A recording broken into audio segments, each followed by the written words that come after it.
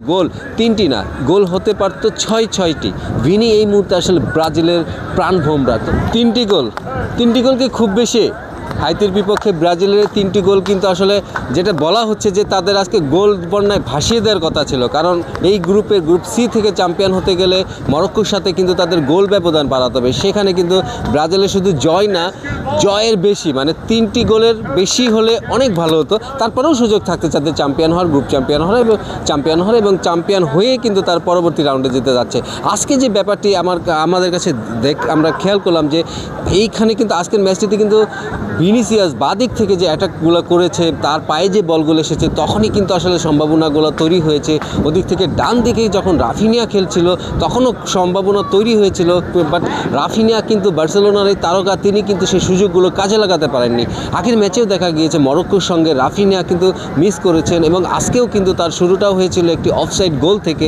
তার গোলটি হয়েছিল যখন সবাই চিৎকার করছিল। আসলে আমি এই মুহূর্তে আছি ডালাস ফান পার্কে। এখানে কিন্তু একটু আগে শেষ হয়েছে। এখানেও প্রবাসী ব্রাজিলিয়ান যারা আছে তারা কিন্তু এসেছিলেন এই ফান পার্কে দেখতে, এবং সেখানে কিন্তু দেখা গেছে যে তাদের ভিতরে রাফিনিয়া এবং ভিনি এই দুজনকে নিয়ে তাদের প্রত্যাশা ছিল প্রচণ্ড রকমের।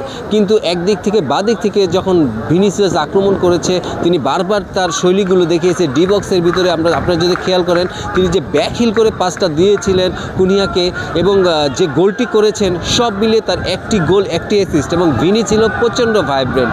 সেই তুলনায় কিন্তু রাফিনিয়াকে কিন্তু দেখা গিয়েছে তিনি সহজে একটি মিস করেছেন গোল, এবং একটু অফসাইড ছিল, এবং সব মিলিয়ে কিন্তু তার একটু ইনজুরির কিন্তু শঙ্কা রয়ে গেছে। এবং তাকে নিয়ে ব্রাজিলের কোচ আনচেলত্তি কিন্তু কোনো ঝুঁকি নিতে চাননি, তাকে তুলে নিয়ে গেছেন মাঠ থেকে খুব আর্লি, এবং তার বদলে কিন্তু একজন কিশোরকে নেওয়া হয়েছে, রায়ানকে নেওয়া হয়েছিল ওই জায়গাটায় ডান্স সাইডের অ্যাটাকিংয়ে। এবং আজকে মাঝমাঠ কিন্তু ব্রাজিলকে ক্যাসিমিরো তিনি কিন্তু দারুণ করেছেন। তাকে দেখা গিয়েছে আগের ম্যাচে কিন্তু তাকে সাইজ ফিল করা হয়েছিল, কিন্তু আজকের ম্যাচে কিন্তু ক্যাসিমিরো দারুণ কিছু করেছেন। এবং আপনি যদি পাখিতাকে দেখেন, পাখিতার যে পাসগুলো ছিল, তিনিও আজকে মিডফিল্ডে এবং একটু এগিয়ে খেলেছেন, তার পাসগুলো তো ভালো ছিল, এবং কুনিয়াকে দিয়ে তিনি একটু গোলও করিয়েছেন।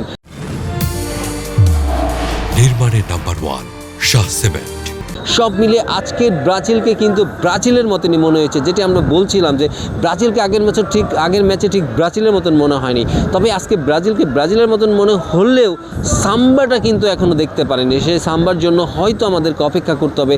সামনের আরও গ্রুপ পর্বের আরেকটি ম্যাচ আছে স্কটল্যান্ডের সঙ্গে ব্রাজিল, তার সঙ্গে তারপরেও আরও ম্যাচ আসতে হবে নকআউটে। সেই আস্তে আস্তে কিন্তু ব্রাজিলকে ব্রাজিলের মতন দেখাচ্ছে, এবং আমরা যেটা দেখতে চাচ্ছিলাম আসলে ভিনি এই মুহূর্তে আসলে ব্রাজিলের প্রাণভোমরা। তো ভিনিকে নিয়েই ব্রাজিল এগোচ্ছে, এবং সঙ্গে কিন্তু আজকে কোচ আনচেলত্তি কয়েকজনকে আসলে আমরা দেখছি, এনরিককে তিনি নামিয়েছেন, এবং নতুন একটি সেট তিনি তৈরি করতে যাচ্ছেন, যেখানে তিনি দেখাতে চাচ্ছেন যে কনফিডেন্সটা বিল্ড আপ করতে।